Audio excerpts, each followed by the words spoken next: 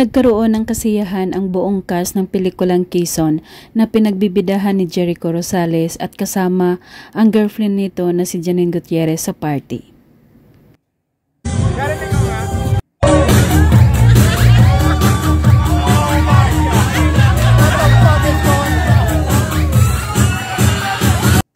Tawang-tawa si Janine Gutierrez habang pinapanood ang boyfriend na si Jericho Rosales na humataw sa pagsayaw ng budots kasama ang mga kapwa cast ng Quezon the Movie.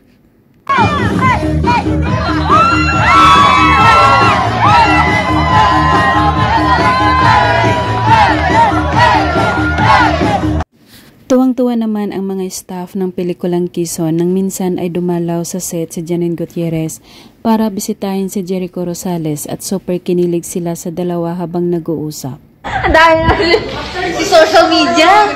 Sana all. Sana all.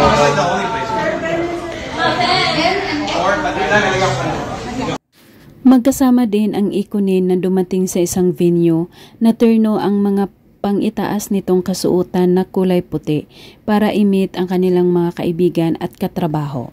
Why, hello there! Finally! I see you! Kulay puti din ang kanilang attire nang napunta sa Bilo Clinic ang dalawa para sa kanilang skincare routine. Nakasuot ng white dress si Janine habang white t-shirt at blue jeans naman si Jericho. Hi guys, it's Janine. Hi, it's Echo. And we're here today at Bello Nexa to try a new treatment called Ulthera Prime. Let's go! We're both done with our Ulthera Prime procedure. Nakakakilig na tagpo na magkita sa isang party sina Janine Gutierrez at ang anak na binata ni Jericho Rosales na si Santino. Nagyakapan pa ang dalawa na makikitang super close sa isa't isa.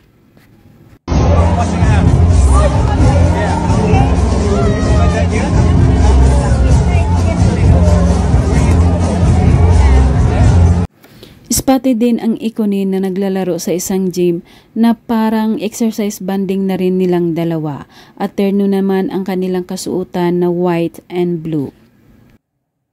Isn't she lovely? Isn't she wonderful? Naimbitahan si Janine Gutierrez na maging guest sa ginanap na WWF ng Lucky Chinatown. Napakasimple lang ang kasuotan nito pero lutang ang ganda. To walk us through this campaign and what it means, may sumisilig din na sa pangkong sa akin. Madaming friends si Chichi today and hopefully Bago magtapos ang naturang event, magkaroon muna sila ng group picture kasama ang dalawang malalaking panda mascot at buong team ng WWF.